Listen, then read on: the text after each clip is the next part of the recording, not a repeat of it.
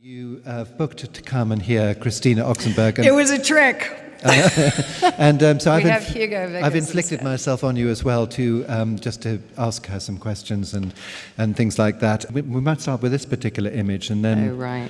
this one. All right, that'll be Sister Catherine. You may have heard of her. She was on a TV show called Dynasty. Yeah. So I am not Catherine. If you were expecting to see Catherine, now would be a good time to leave. But I wrote this book and I called it Dynasty because it wasn't my idea. I'm not that funny, unfortunately. It was suggested to me by my sub-professor, Chedomir Antic, who's very well known over there, and of course nobody even knows where Serbia is, so that's moot.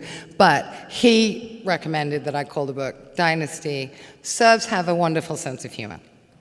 So we had a good laugh. And then he said, no, I think you really should. And I said, well, it does fit, and it is funny, and I like that. But Sister Catherine's not going to like this. And he was like, well, who cares? So luckily I ran into my cousin, the Queen of Spain, and I said, look, I have this dilemma. I have this book, I want to call it Dynasty. What do you think? And she thought, and she said, wasn't your sister on a... And then she exploded laughing. And she said, well, it can be called nothing else. That's right. So it's her fault. It is endorsed by her, the name, and Catherine can speak to the Queen of Spain rather than me if she doesn't like it. So that's how that happened. And here we have, in fact, the whole of the dynasty or dynasty. And Right. just if, I don't know how easy it is to see, but this is the whole of the Karađorđević family that you're going to get, and Christina is on the far side here. I'm at the end. And you'll meet some of the other characters. I didn't breed, so I really am at the end of my line. And did you want me to explain how you fit into some of these things? Yes, Is that sure, right? go ahead. Because it's very complicated, because obviously there's the Karađorđević side, but Christina's grandmother, who she will talk about, Princess Olga, there were the three sisters you will know, Princess Marina, Princess Elizabeth, and Princess Olga. They were three Greek sisters, and of course they were all first cousins of Prince Philip, which makes you a first cousin once removed. And in the middle of the night, Christina said, you've got to find out how I'm related also to the Queen. So I sat up late and worked out that she is a fourth cousin. The drama. A fourth cousin, about twice removed, of the present Queen, descending from the King of Württemberg, and also, of course, descending from George II. You have So that's nothing to probably worry about. I'm not taking over.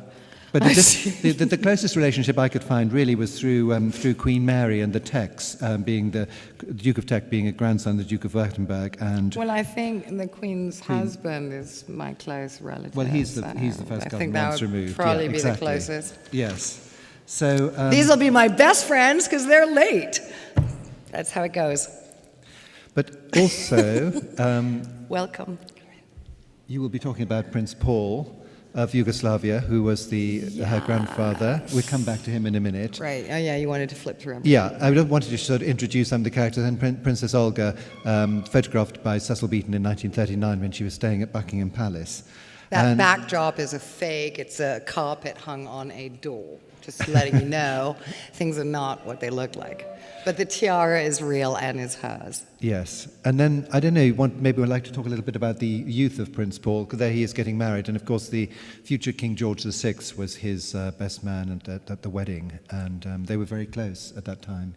So, over to you with Prince Paul. So that's, the wedding is around 1922. Obviously, much has happened to my grandfather before that. He's born in Russia, in St. Petersburg, in 1890-something, 93, I think. Sorry. So he's born in Russia to a princess, a strange kind of royalty because it was a title bequeathed by Napoleon to someone so that his niece Matilda could marry somebody grand who had a lot of money but no title. So they fixed that, gave him a title, and then the title came down through what would become the Demidov family, which is my grandfather's mother, Aurora Demidov. And she was everybody's real idea of a princess, in that she was beautiful. She had all the ball gowns you could dream of, all the jewels you could imagine. And she was completely miserable, absolutely the most unhappy person on earth. She was introduced to her husband, Prince Arsène, the father of my grandfather. And Prince Arsène is one of my favorite characters in this book because he's so unbelievably dangerous, lethal, and ruthless, and rather fascinating, frankly. Anyway, so he was friends with the Tsar. He was living in Russia. They moved around a bit. The Tsar decided he should marry this Demidov lady because she had a lot of money. He had a title. It all fit. She got pregnant right away, and he split. Never to be seen again. He just wasn't the domestic type, is what he discovered pretty quickly. And he liked war. So he just went and enlisted anywhere there was a war. He went to Asia, he fought for the French, he fought for the Russians, he fought in the Balkan Wars. And what's most telling about him is that after the Balkan Wars, which is really the reason for World War I, but I won't bore you all with that because that's another story. But Arsène had displayed such ferocity during the Balkan Wars that he was thrown out of the army. Imagine how bad you have to be thrown out of the Serbian army. So he was not allowed to fight for them in World War I, which is, I think, stunning. Like, wouldn't you want your most lethal warrior? Well, no. So he was like, okay, fine, I'll go to France and fight for them, which he did. So all he did was entertain himself with wars. He liked to drink. He liked gambling. He was pretty modern, really. He liked the ladies. They weren't fond of him because he was too much of a drunk. I think a Parisian barmaid turned down a marriage proposal, which is pretty humiliating, but did happen. And when there was no war to fight in, he would challenge friends, or I suppose foes, to duels and shoot them in the nether regions, because he thought that was amusing, which I think is Serbian humor. So he was busy. That was his life. And he was exiled from Serbia long before our family were. It was only Serbia, of course, at the time. There is no Yugoslavia yet. Anyway, but he is expelled for just being too bad, which makes me love him and assume I'm probably exactly like him. Anyway, but his wife was abandoned before my grandfather was born. Prince Arsène was long gone, brandishing things. Princess Aurora gives birth, and it turns out that she's equally uninterested in having anything to do with a normal life. So she spends Paul, my grandfather's name is Paul. She spends his first life on earth shopping him around, begging relatives, friends, shopkeepers, anyone to take him. She's just not interested. And eventually there's a relative, they remember Peter, who could be the king of Serbia if there was still a monarchy, but there wasn't. That's the other story. And so he goes to that, and then of course you said he had a pretty miserable childhood. Well, right, yes, okay. So Aurora manages to give him away, age 1. And he is sent to Peter, who becomes King Peter of Yugoslavia, but we'll get to that if you can remember to keep me on track. So Paul, at 1 year old, is put on a train with his Russian nurse, and he only speaks Russian, of course, if he's speaking much at all. Maybe he's 2, 1 or 2.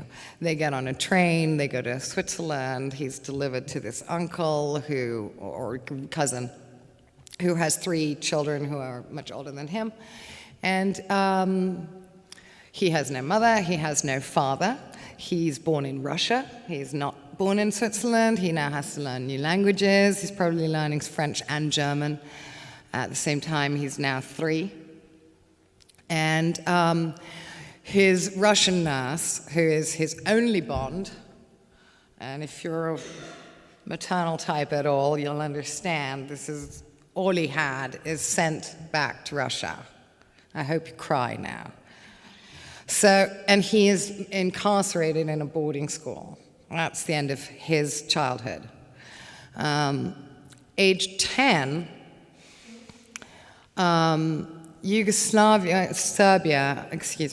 Serbia has a coup.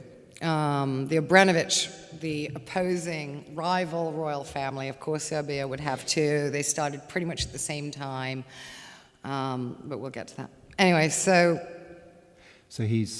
does he go back to Serbia at that point? Does he go to Serbia? I mean, Paul goes to Serbia as part of the luggage. King Peter is invited back. There's a coup which involves, of course, bloodshed. The Obrenović king and queen have their heads chopped off, their body parts disseminated and littered around the courtyard of the palace to make an attractive entrance for the incoming King Peter with my grandfather, who's 10 years old. And this is his introduction to his country, which he knows. What does he know? He doesn't speak the language. He never sees his father again until he becomes a regent, which psychologically is also fascinating that his father would be overlooked. But so Paul is there, he's young, he's age 10, he's put in military uniform, he's given a couple of pistols, he's given a room at the top of they call it a palace, but it's really barracks, it's male only, and all meals are held in some huge banquet hall, and in uniform, and he's 10, but that's his life now. So by the time he's 13, 14, obviously he's learned some more languages because that's what you do there, and he's in with the ruling house, the ruling family. So he's exposed to foreigners, a lot of whom are English diplomats. And that's where he developed his probably first interest. And he was, by nature, a very civilized person. He was not at all like his father, who I am probably quite like. But he was just born civilized. He was a pacifist. He loved art. He loved beautiful things. He loved learning. He loved Oxford. Well, it wasn't that he loved Oxford. It was that he met these British diplomats, and it sounded, I'm guessing, obviously, because when I knew him, I didn't know any of this story. He was just my lovely, funny, wonderful, warm grandfather. That's what I knew, which is maybe good that I didn't know anything. I just had a blissful experience with both my grandparents, but I had no idea what they had gone through. So when he's in Serbia at the court, it's all extremely serious. The world governments are not recognizing the Karađorđevićes as authentic. They're disputing why the Obrenović family lost their heads. So there are even a few years where it's just not even official, but they're there and they're not leaving. And so for Paul, who has no parents, he's a sort of vaguely distant cousin of the people who are in charge and is not related or familiar or friendly with anyone, doesn't know anybody there. So he has to catch up. And there are these British diplomats, and he makes friends with them, and that obviously opened his eyes to even knowing about Oxford, right. Because the way it had always gone is that you went to a military academy so that you could slice the head off all the better. But my grandfather just was not made of that metal, and he had no interest. There's a photograph of him, age 10, with his pistols, and you can just, his hands are not even touching, they're hovering over it. Many men or boys would have loved that. It just wasn't for him. So eventually he comes to Christchurch, was it? Well, he comes to England, and of course, coming to England for him is a great excuse to go through Europe, which is civilized. When he arrives in Serbia, he probably had a horrible shock. It was in a mess. It's a horrible reason to have come back. People have been killed. It's very traumatic, no doubt. Also, he has no parents. So he becomes more and more interested in England and Oxford specifically, I think as a way to escape and not be part of the military and not be part of this bloodthirstiness that is going on, that was essential at its time for what needed to happen. But he didn't want to be a part of that. So he came to Oxford in 1913, and I'm sure he arrived by train. And his clothes he had a lot of money because he had his mother's fortune, which was second largest in Russia to the Tsar, because they were the Halliburton, essentially. They made all the guns again. Yeah, well, lots of dough. So he had plenty of money, and he comes to Oxford, and he gets ridiculed for his clothing, because how would he? Everything was brand new, but it was not au courant. And so he was mocked for that, and he said, well, I'll go to Jermyn Street and correct that, no problem. And I'm sure he looked a lot better than a lot of the locals, because he was a handsome man to begin with. He's a prince, he's extremely wealthy, and now he's well-dressed. And very cultured as well. I mean, he became very cultured. Well, he's already speaking 5 languages at this exactly. point. So even though he's a hick, if you want to call him that, he's a Serb, he's a peasant, you can say whatever you want, it's all true. But he's also extremely refined, just by nature. And Serbian was his 4th language that he learned. So a lot was asked of a small boy. So in 1913, for him, it was a great escape, but it also meant that he could visit all his family in Europe. And he had, from his mother's side, there was a lot of family in Italy with the grandest of villas. Just imagine the grandest of villas and then times that by 100. So he was very happy to leave Serbia and come to England, because it meant lots of trips and lots of staying with relatives. So that was kind of a good excuse for him. So I'm going to move it on a bit, so we just have a look at a few images, because there's the Greek side. I mean, that's King George of Greece, King George II, but the lady on the arm of King Paul is Princess Nicholas, who was Princess Olga's mother, and then there's 2 of the sisters in the background. Now, the scary-looking lady is a Romanov. She certainly is. But all I remember about her is particularly that her view of life was God first, then the Russian Grand Dukes, and then the rest, in that order, very much. But I think she meant, like, now it's time for me to rest. I think she certainly did. You've asked enough questions. But also, just to set the scene, is your grandmother with a number of grandchildren. I'm the one in the little dress. And again. That looks like a boy. And now I'm in my grandmother's arms. This is Dimitri and Michelle, if you know my cousins. Do you know Dimitri? He's on the, whatever that is, the left, the right. Yeah. I don't know. Anyway, Michelle, and then my sister Catherine in the middle. And then there's the 2 sisters. That house, by the way, is Pratolino. Pratolino, which is an amazing villa. It's now a museum.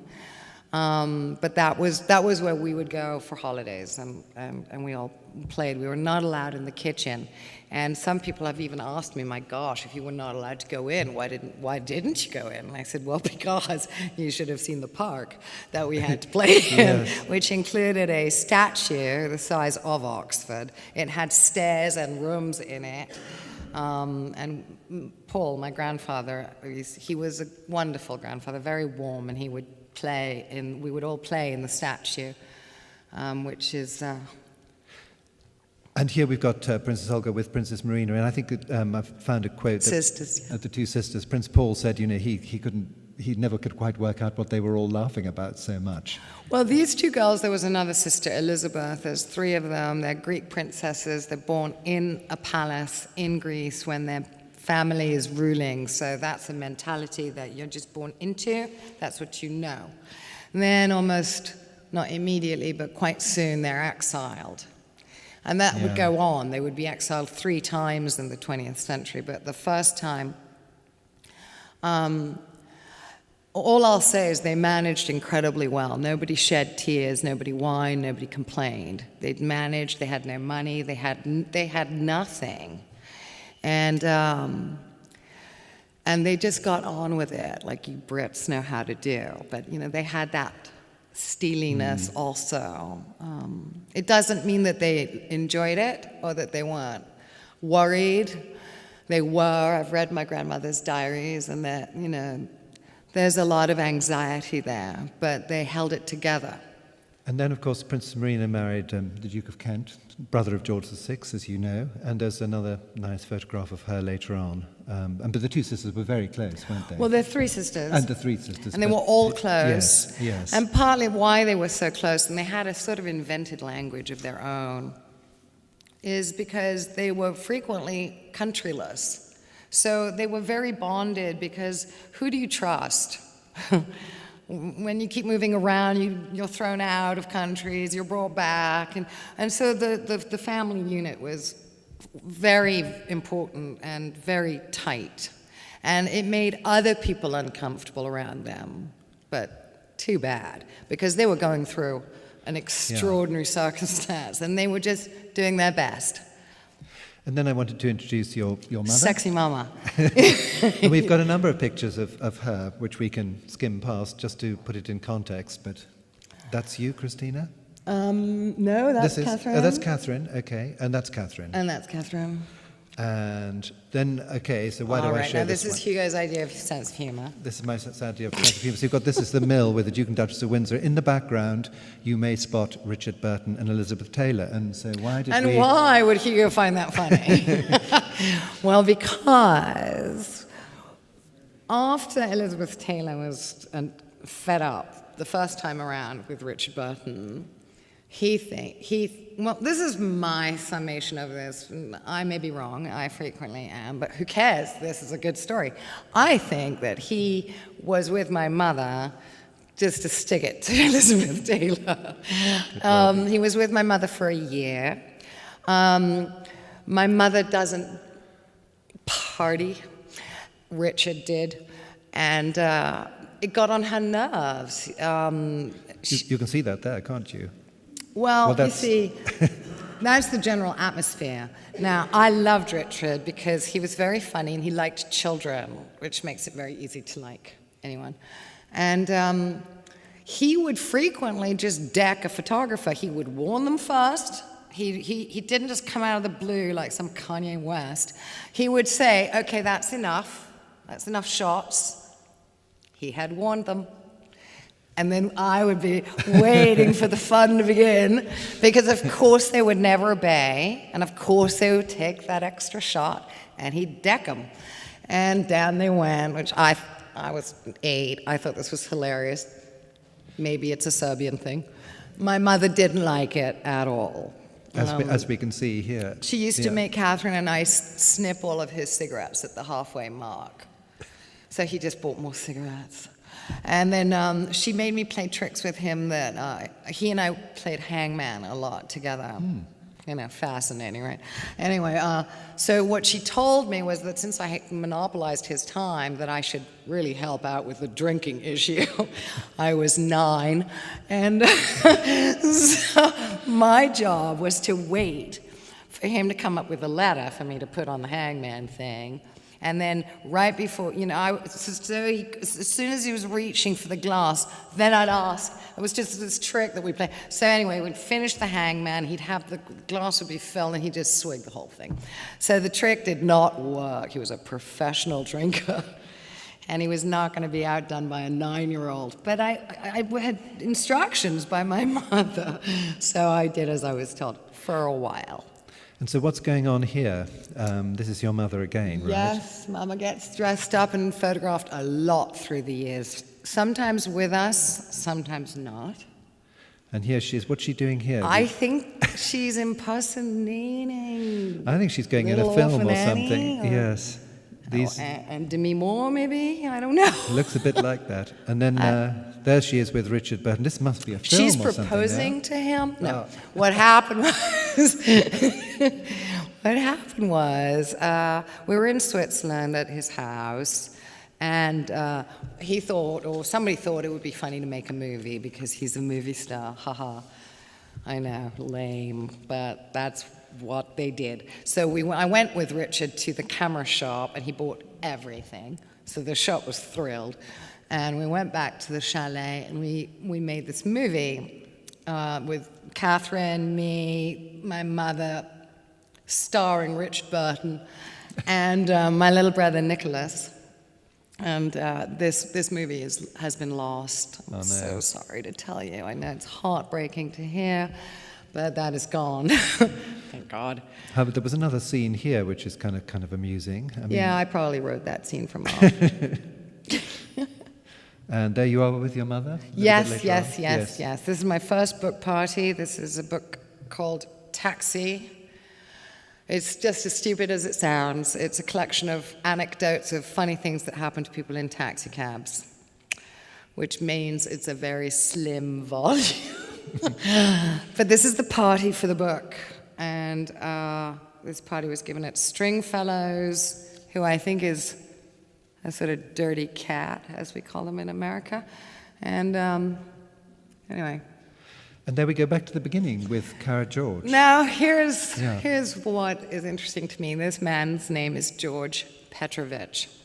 All Serbian names end in IC, and it's pronounced exactly like bitch. Very easy to remember.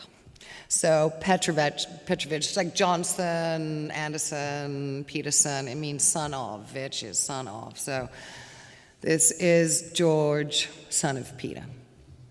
But his parents were pacifists, normal, you can call them peasants if you like. They came from an area of Serbia, it's quite near Belgrade, about 45 minutes away. It's called Šumadija, which means the forested area. It's hilly and poplar forests, very beautiful. And that's where he's from. And the natural industry of the place is pig farming, but not in any kind of modern standard sense. They were just running around in the forest eating acorns. So what could be easier than to bag a few and sell them to the Austrians who like to eat pig? And also, it was a very clever move because they were, of course, as you know, being sat on by the Ottomans who feared the pig. So what a great industry to be in, where your product will not be robbed. So it had a lot of benefits. It wasn't a money-making thing, it was just that's what that area of the country did, and also the Turks didn't like it, so it was a plus. But by this point, when Cara George is maturing, the Turks have long since sort of subjugated their authority to the Janissary, who are Serbian, but they are brought up almost like North Korean military. They belong to the Turks, but they are, in fact, blood Serbs. But they've become lethal, and they've become arrogant, and they've become bloated with their power, and they're as ruthless as the Turks. Power goes to a lot of people's heads. And Cara George, well, his name was not Cara George yet. His name was George. George just didn't like this. And so he killed a few of these Turks when he saw them berating his fellow Serbs. And the Turks were just not into that because they had been ruling now for 500 years and they were in the habit of being the boss. So because he was so unruly, they called him Kara, which means black in Turkish. Okay.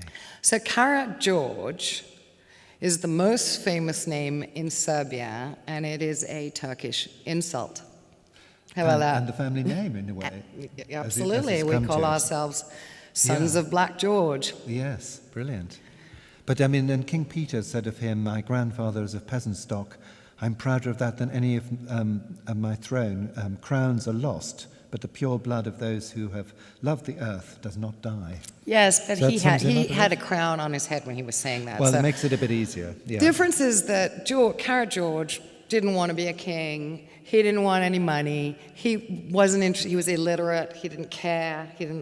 Wasn't interested in learning to read or write. He was a very ordinary peasant with a very bad temper.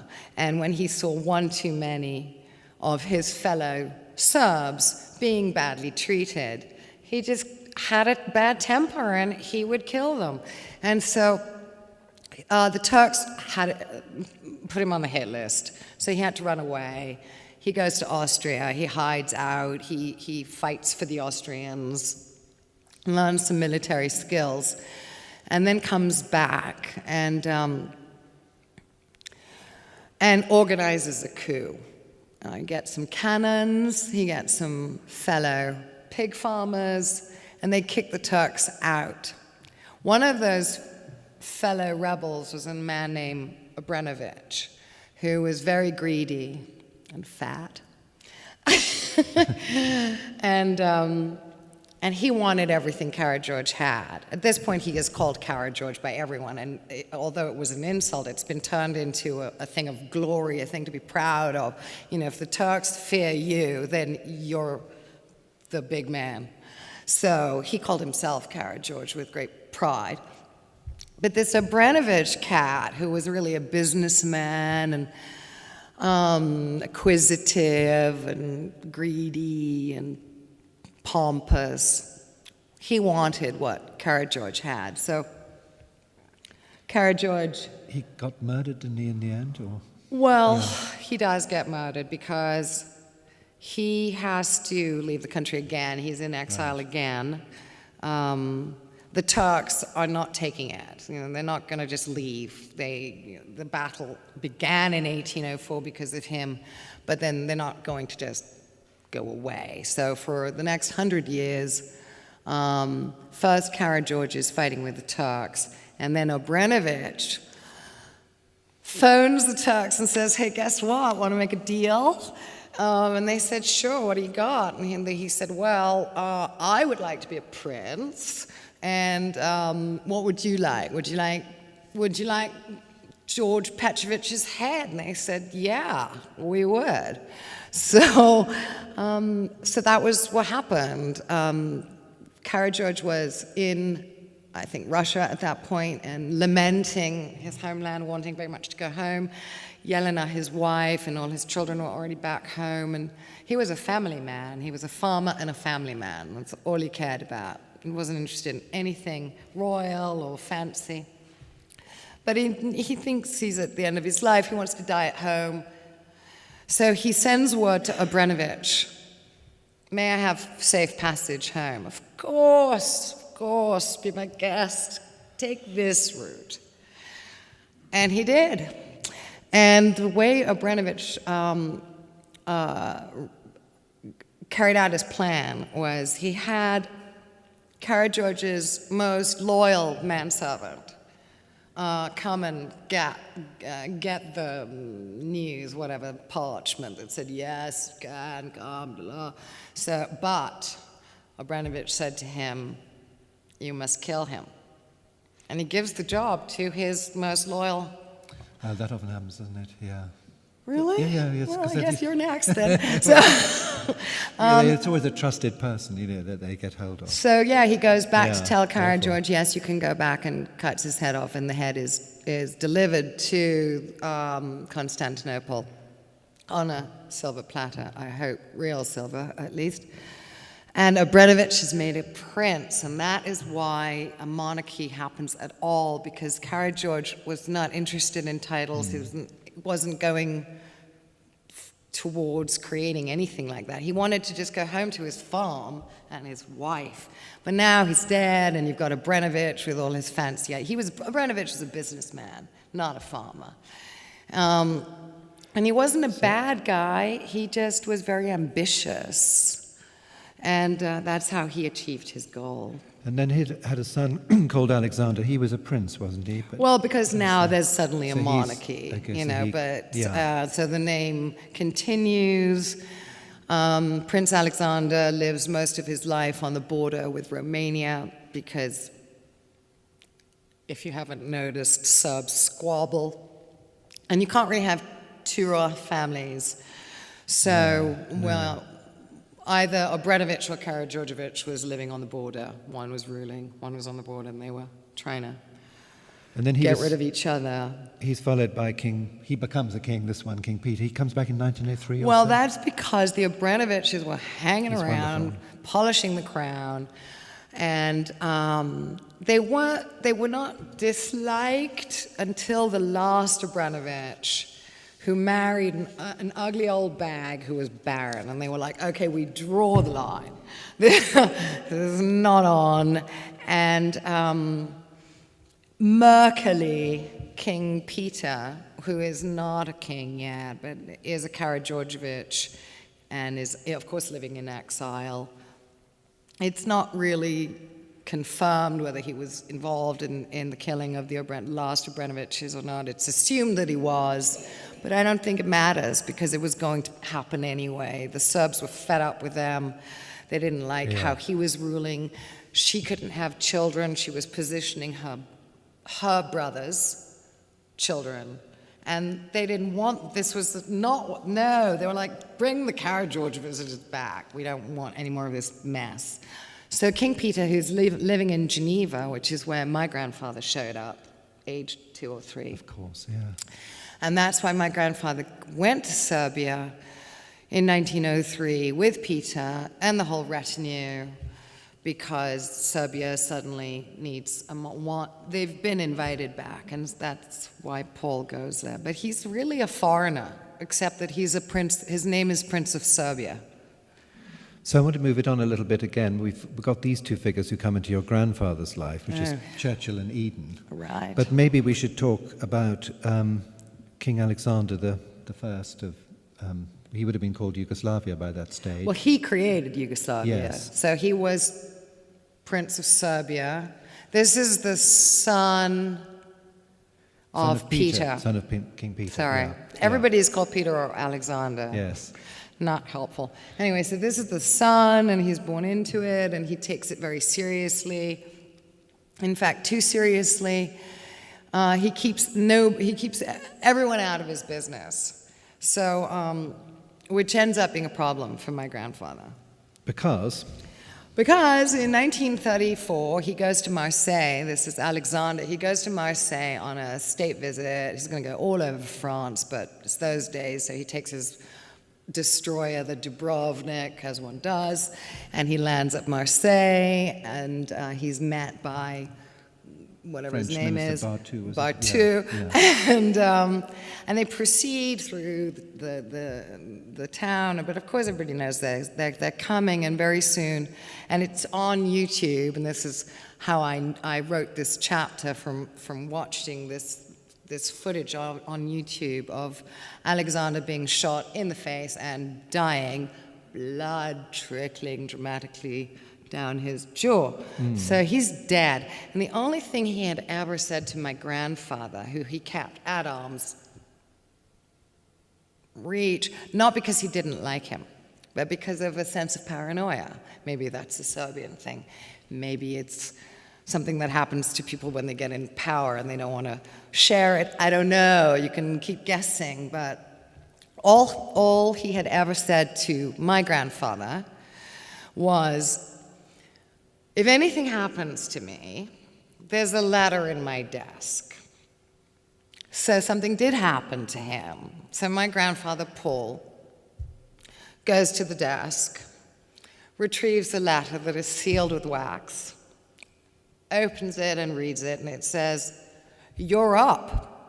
Obviously not worded quite so cleverly, but anyway, that's why my grandfather becomes regent of Yugoslavia. So that must have means a huge change in his life, because he's basically a scholar and a collector. He's a total aesthete. He has no interest. It didn't bother him at all that Alexander didn't want to talk to him about politics, because he didn't care. He didn't like it. I think from the age of 10, when he met with, a hideous scene, he was put off. He wanted a beautiful life with paintings and croquet, like you guys. So, like normal civilized people. And then, of course, there's also, there was listed a widow. How does she fit in, Queen Marie? She was a Romanian princess. She's a Romanian princess, and she had a strange reputation because she was overweight and a bit dour.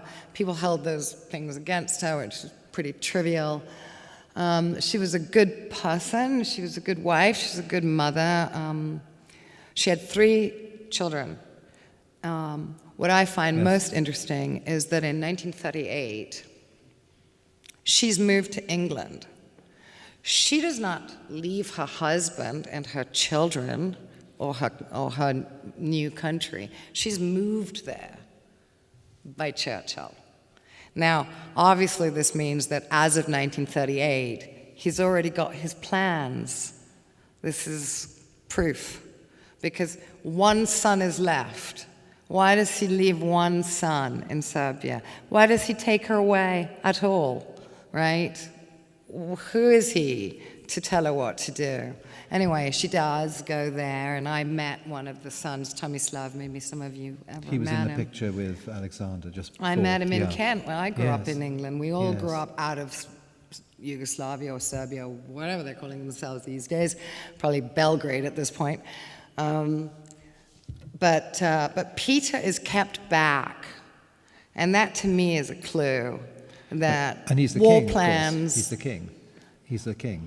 Well, he's 14 years old. My grandfather is the regent. There they are together. Yes, and my grandfather, as you can see, is very actively trying to hand over as much information as he can, the opposite of how Alexander had treated him. He wants to give the reign. Has, as far as he's concerned, in 1934, when he gets notification that he's going to be running the country until young Peter turns 18, which is going to be August 1941. Just keep that date in your mind. My grandfather thinks, okay, it's my duty. This is mine to do. I've only got this amount of years to do it, and I'll do it. He was brought up in a very militaristic, duty-oriented mentality. So he did that. He did as he was supposed to. I'm an American. I feel very differently about things. But as you can see, he's talking to Peter. He's showing him things. He's always got Peter when he's lining up the meeting with the troops. He's always got Peter by his side. He's training him. He's showing him, because he doesn't want power. He does not want to be a king. He has no interest. He wants to go back to his life. Now, in 1939, Churchill, obviously, for many years, as of 1930 even, everybody knows who Hitler is. Everybody knows he's a problem. In 1933, there was a huge exodus from Germany because people could see what was coming. Okay, this is not like, 1939, it all just blew up. No, this has been going on for 10 years at least. People saw, people knew, and the smart ones left. A lot of the smart ones left. And my grandfather is at this point begging England and America, and this is all in letters that I've seen, because everything is beautifully archived at Columbia University, thankfully. So there are many letters from my grandfather to England, to America, saying, could you help? We're very tiny. We have a small army. There's only so much we can do. And Hitler wants to walk through Yugoslavia because he's got designs on Greece and Africa and the globe. And America isn't involved in the war yet. They don't even know that they're going to be. I mean, I don't know that for sure. Who knows, really, what anybody's ever thinking. But their stance was that they were not involved. So he's really only got Churchill to rely on. And Churchill says, don't worry about it. You just hold off Hitler. Do your best. We'll back you up. We'll be there. You'll be fine. Hitler. Yeah, hold off Hitler. Really? So he goes to Germany on this state visit because Churchill says, no, play along, just play along. Just tell him whatever he wants to hear and just carry on. We've got your back. Huge lie. Now, as you can see, my grandfather is sitting next to Hitler, and my grandfather is staring at the ground. And that is because he's mortified. Mortified. He knows who this man is. He does not want to be there. It's not his choice. He's been told to do this. And again, you've got to always go back, at least I do, and remind myself. He was brought up with a very disciplined military situation. There was no teddy bears. There was no tea parties. There was nothing cozy about his childhood. So when he was told to do something, he did it, and he did it to perfection. So there he is. I mean, what is not perfection is that he's making it pretty clear. He's uncomfortable. That he does not want to be there. No. But he did it. And I regret that he did anything he was told to do. And I would tell him that. If I had known anything when I was young, I didn't. But I would have said, you should have just told them all, sod it. I'm going to California. I've got plenty of money. I can live a beautiful. Why do I have to do this? He didn't have to do it, but that's not his mentality at all. So then he went to England, of course, because with him with your mother. Mama. Brought him on a state visit here. Mama in is born in Serbia. She's a princess. She has her own bodyguards. She speaks Serbian. She knows nothing other than that. For her, that's completely normal. So she would meet with a great shock pretty soon. Yeah. Well, we talked a bit about Churchill, but obviously you're very much of the view that Churchill thoroughly let him down, but eventually he had to leave, didn't he? He had to leave Belgrade, your grandfather. Well, no, he didn't have to at all. He had a choice. Okay. They said, we'll shoot you in the head or you can leave. So, he didn't have to. But unfortunately, in 1913, when my grandfather went to Oxford, which was a thrill for him, he was away from warring people. Everyone always constantly talking about war. He was not into it. So he comes to Oxford, he's got all this new kit, he's all dressed up, everything's perfect, and he's thrilled to be here. All he wants to do is learn. He loves everything. Everything is beautiful, it's civilized. I mean, you guys did do got all that stuff, right? So, and he loved it. It was his milieu. He was comfortable with that. But it's 1913. And so while his classmates perhaps are laughing at his clothes, he's thinking about Serbia, and he's got his eye on what's going on back there, and things are already bubbling up. Trouble is already happening. So in 1914, of course, he has to go because he's a member of the ruling family, therefore he's a soldier, therefore he's part of the army. So he has to leave Oxford and go to war. And he does. He spends a year in Belgrade. It was a pretty miserable year. I think because it just wasn't his liking, this kind of thing. There's maybe some men even in this room who would have loved the opportunity to go and be a soldier and be a warrior. And, there's a lot of romanticism in that, if you want to look at it that way. But he didn't feel that way at all. So he does, but he's duty bound. That's what he knows. So he does what he has to do. He goes. He's part of the army, and he ends up in 1916. He's in Corfu because at that point Yugoslavia has been trampled on, and King Peter led the army on horseback, age 71 and infirm. Yes. Yeah. He led them over the Albanian mountains in the wintertime. That's a real king. That's a real leader. That's somebody one can respect. And Paul then met up with him in Corfu and worked with the Red Cross until World War I was over, and then he came back to Oxford in 1919, I believe, and he got what you call a war degree. So he met Anthony Eden when he was first here in 1913. Then he goes to war, and obviously this will have changed his mind about more things, insofar as how much he dislikes it, and how much he wants to have a very civilized life and live in Italy in this villa that he inherited. And where are we now? Well, I tell you what, we're almost at the end, so we must talk, I think, a bit about your grandmother, because you spent a lot of time with her, and then we can. My grandmother was an amazing human being. She was considered austere, but that's because she was extremely private and shy.